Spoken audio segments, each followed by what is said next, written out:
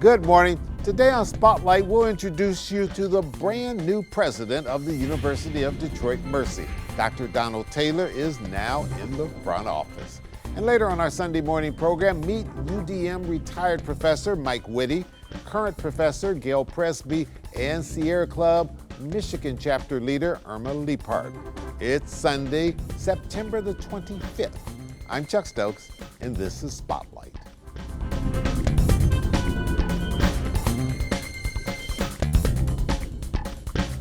I'm going to start off with a simple question.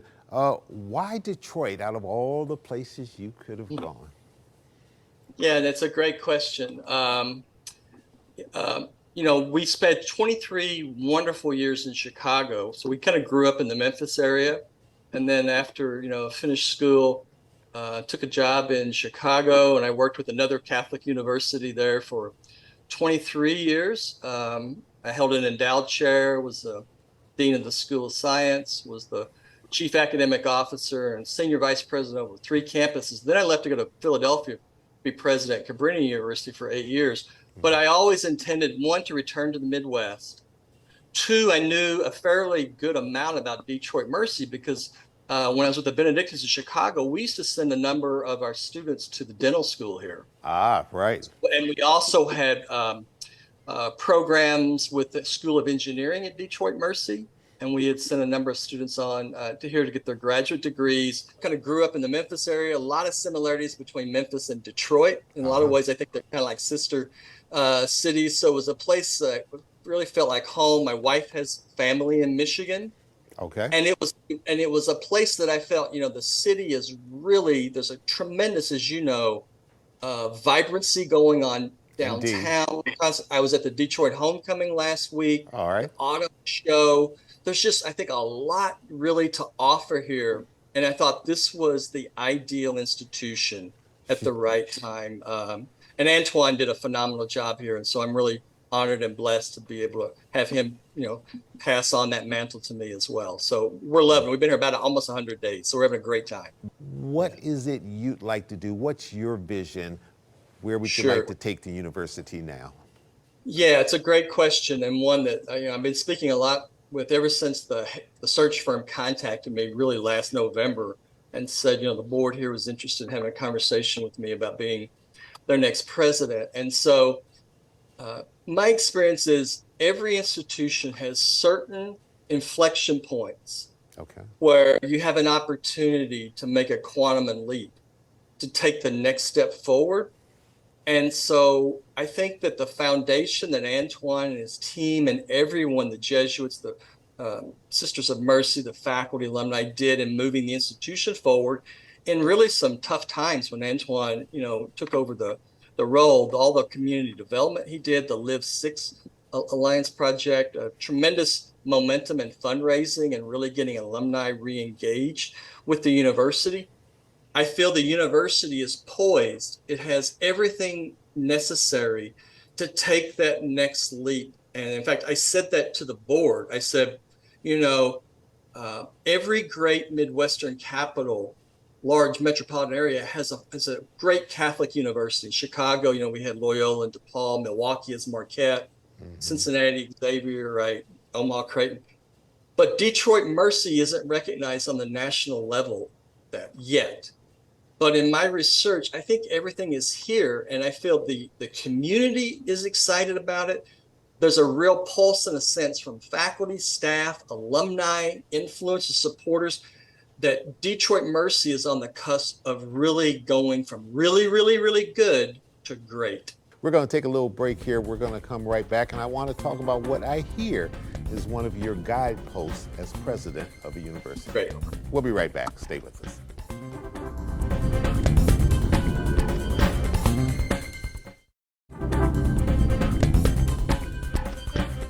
Dr. Taylor, I understand that you're a first-generation college student and the first one in your family, to graduate from college, and that has really shaped your vision of what you want to do as a college president. And you're correct. So, my father only had an 8th grade education, but he was incredibly hardworking, street smarts, and my teachers shared with him that they felt that, I had the opportunity. So he wanted to make sure that I had that opportunity. And my mother was ill growing up. And so my father would drop me off on Saturdays at the local small town outside of Memphis where I grew up in the library. The librarians took care of me, so I would be there all day. And I think from the time I was age of 5 until I was 12.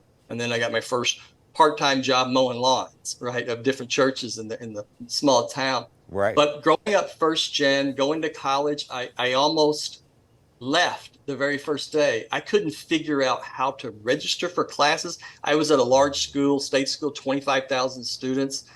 I didn't have a clue what I was supposed to do. And then people kind of helped me along the way. My wife, same thing. Neither of her parents went to high school. Mm-hmm. Our brothers are both high school dropouts. They went back and got their GEDs and ended up being successful. So it really instilled in me, what are barriers for first gen students, and wanting to make sure that we were offering opportunities and educational pathways for first gen students and students from lower socioeconomic conditions to be able to not only survive but thrive. Mm-hmm. And so I've been incredibly passionate in the last 17 years in executive leadership, raising a lot of money from alumni, from foundations, from federal sources, state sources, to be able to put those educational pathways together and provide opportunities for students that were like my wife and I. What will be your charge to faculty and to students? Yeah, so we want to be the most student-centered university we can be. The McNichols campus will always be a home for diversity, equity, inclusion, student belonging, to serve first-gen students, to serve students of all different backgrounds. I like to say Detroit Mercy, we're Catholic with a big C. We embrace Catholic social teaching, Catholic intellectual tradition, and we're Mercy, we're Jesuit. We're also Catholic with a lower C, which means we cast a big tent. We welcome all religions, all backgrounds. We believe interfaith and interreligious dialogue only makes us learn more about each other and helps us with our own kind of intercultural education. So we want the students to have the best educational experience and also provide them rich co-curricular activities. And for faculty at my opening private convocation, I said to them, here are a handful of themes that I presented to the board and the search committee, and many of you, it was a closed search, they hadn't heard that. And I said, these are ideas. Again, I'm on a listening tour, but I want to work with faculty. Having been a faculty member for 30 plus years, I was a tenured endowed chair in health sciences in my earlier life. And I said, I'm putting out an invitation. We want about being the university that promotes innovation, entrepreneurialism, and allows us to do things maybe in a different way. And I've invited faculty, and the response has been overwhelming. I've had, I don't know how many faculty members write to me with ideas, stop me walking on campus or through their various buildings and want to show different things to me. So there's a real buzz and excitement because, these are phenomenal places to work because you're surrounded by people who are a lot smarter than you are. Thank you so much. You certainly sound excited, and there's a lot on your plate, and we appreciate you letting us introduce you to our spotlight and our Detroit audience this morning. Great. Dr. Thanks, Donald Chuck. Taylor. I really appreciate it. Thanks for the opportunity. I look forward to getting together with you again, okay? It's our pleasure. And coming up, we'll talk to some other people from the University of Detroit Mercy about a very important conference looking at how green our future may become. We'll be right back. Stay with us.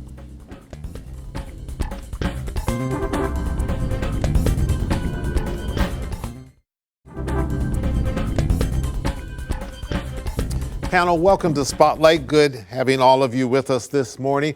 Mike Whitty, Professor, I'm going to start with you. I know you're retired from the University of Detroit Mercy, but you spent eons there and got that nickname. What's the nickname they call you? Dr. Detroit. Dr. Detroit. To bring the good news. The good news for the future of Detroit. All right, very good. I know you love Detroit, near and dear to your heart. You've got a big conference coming up looking at Detroit and Michigan's green future.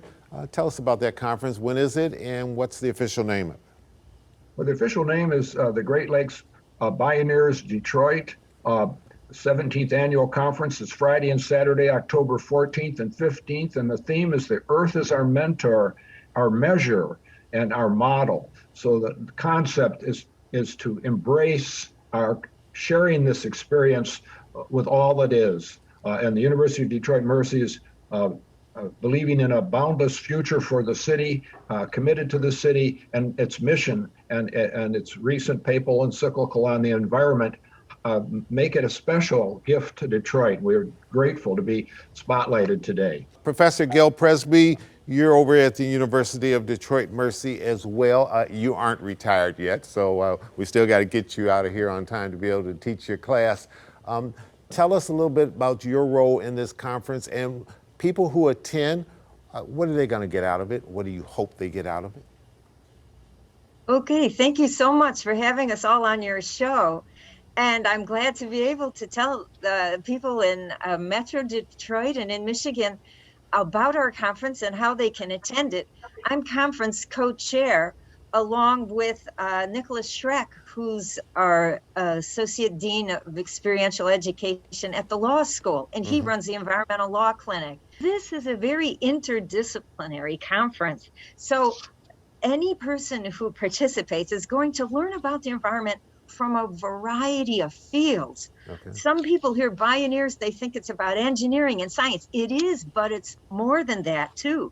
Yes, it's about the kinds of technologies we can use. It's about the knowledge we have about nature from the sciences, but also the social sciences, because we address issues like environmental justice. And so we look at the social fabric and see how there's been environmental deterioration in certain neighborhoods, impacting certain communities, and we need a justice approach to rectify that, as well as knowing the science.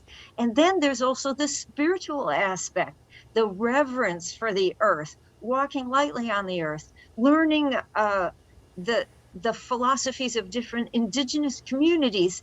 And all of this comes together in our Pioneers Conference. So clearly a full embracing of our environment. Irma Liepert, you're with the Sierra Club, the Michigan chapter. What will be your role of your organization, certainly well-known organization as it relates to the environment? What will be your role in all of this? Well, our role has been traditionally, we've participated as part of the planning. We start planning this conference typically in the spring of the year. It's held in October, but we start planning, and by that, it's to what you were asking, sending out invitations to groups that want to talk about the work that they're doing here in Detroit, planning tours. That's one of the highlights, I think, of the conference. And Sierra Club has often been a leader, in terms of the tours. We'll also be doing an environmental justice tour that Sierra Club typically leads. And that's, often we're visiting sites like in Southwest Detroit, the 48217 zip code, where we have, some of the worst pollution in the state located there. So we like to take people on that tour to say, these are the injustices that are occurring in this community. And then talking about, some of the policy solutions we'd like to see and some of the on the ground practices to educate people and to try to protect community health and public health. Very good. All right, I need to slip in a little quick pause for the calls here. When we come back, I want to get each of your opinions about what we're hearing a lot today, and the fact that whether or not our environment and how we as citizens of this country and other countries, how we're treating our environment, and whether or not we're looking at a ticking time bomb. We'll be right back. Stay with us.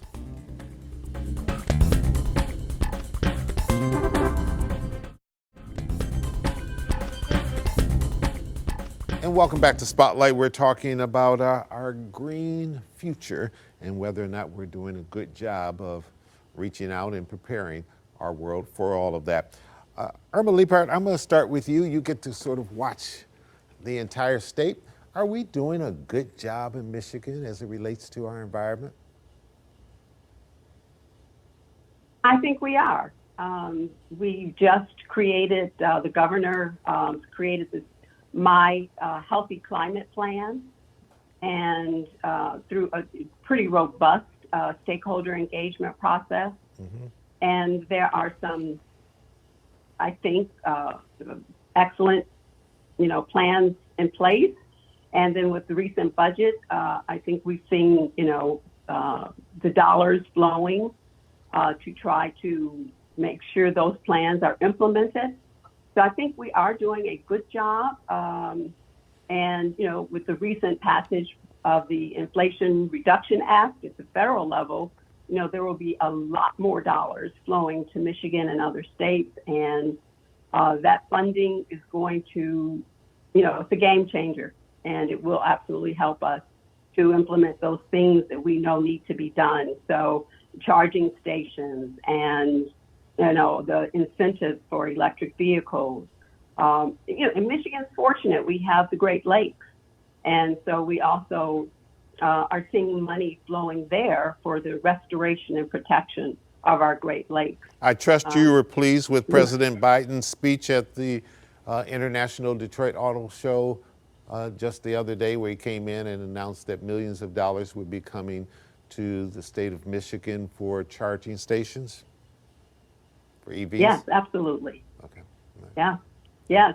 Even for myself, I need a car, so I want an electric vehicle, but I have a little bit of anxiety over, will I run out of electricity? Right.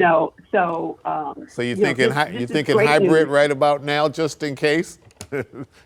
No, I don't want hybrid. I absolutely want EV. So, this is the good news, right? That there's folks at the federal as well as state level, saying we're going to do this, and we've got the funds we're putting behind these charging stations. So, we've got to cut our carbon emissions, and so we do see, that these actions will make a difference. Clean energy, solar production. We have a little bit of a challenge here in Michigan with a solar cap on homes. This is something that's being driven by DTE. And so we'd like to see changes there. That will be essential. But moving in the right direction. To meet the challenge. Sure. We are moving in the right direction. I'm sorry, didn't mean to cut you off. Professor Presby and Professor Whitty, let's take it to a more local view. Detroit, is the Duggan administration and others here doing a good job of with our green future, or are we behind the 8 ball?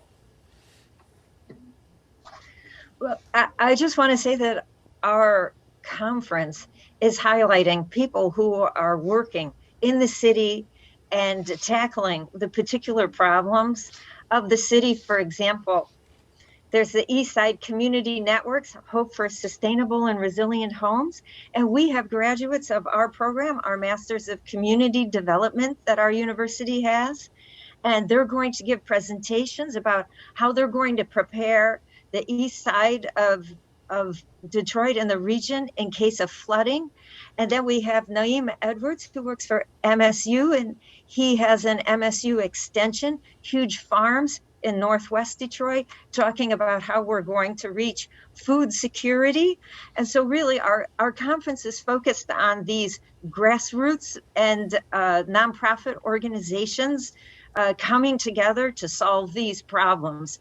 And that's really the focus of our university, where those of us from our university, students and faculty who've been involved in these, along with our speakers who come from a variety of organizations, are going to address the problems right here in the city.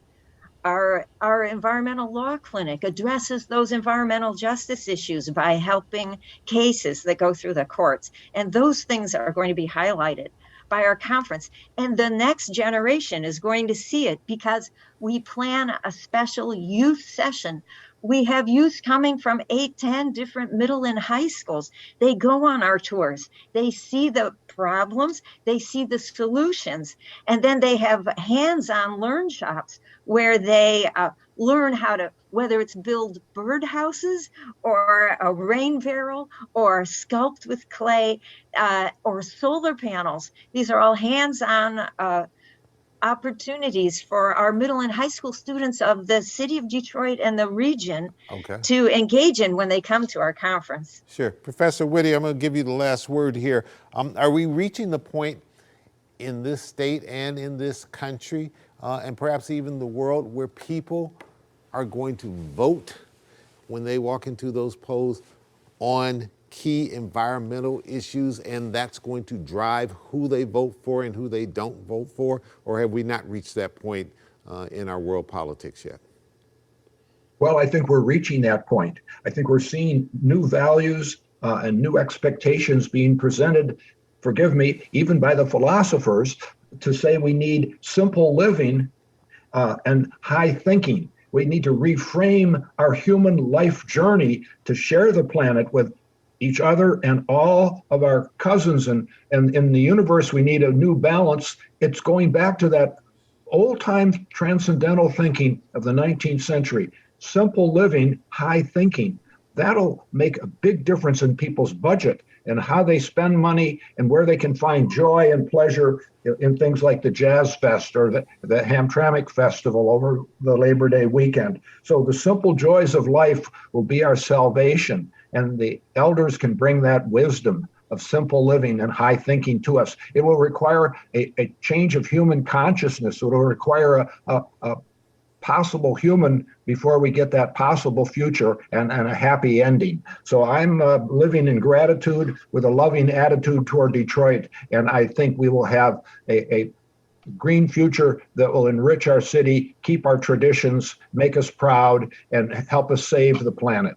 All right. Professor Mike Whitty, Professor Gail Presby, and Irma Leiphart from the Sierra Club. Thanks so much for joining us today on Spotlight. A reminder that this important conference is October 14th and 15th. That's a Friday and a Saturday at the University of Detroit Mercy, and we'll put website information on the screen so people can get more information should they be interested in attending. Thank you so much for joining us, and we'll stay in touch with you because it's an important topic and one that certainly is getting a lot of attention and a lot of press and a lot of debate these days.